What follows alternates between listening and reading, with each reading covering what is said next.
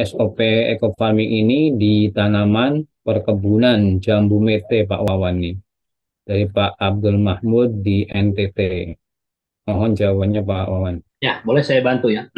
Tanaman jambu mete ini sebetulnya ya, kalau misalkan kebutuhannya dijadikan sebagai sumber protein dari nabati ya, kacang-kacangan ya, karena memang suka digunakan untuk industri kue dan lain-lain makanan ya.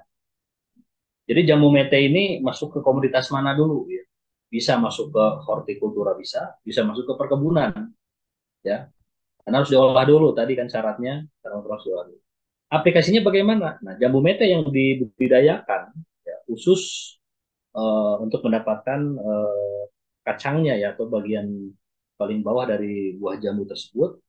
Nah, itu kita bisa aplikasikan menggunakan SOP eco farming pada daun, yaitu eco farming sepersepuluh eco farming ditambah sepertiga saset fotosintesa dan kalau ada EPP satu saset EPP dalam 14 liter air.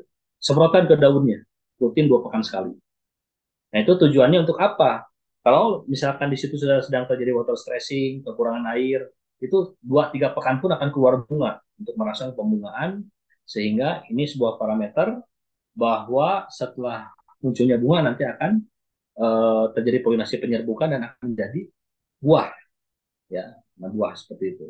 Nah, ini pun sama aplikasi ini bisa dikombinasikan karena masih banyak yang bertanya tentang komoditas gambir. Nah, gambir ini kan eh, komoditas perkebunan ya, karena adanya getah gambir itu adalah daun yang diekstrak kemudian dibekukan. Jadilah gambir, bisa industri kecantikan, jamu dan lain-lain.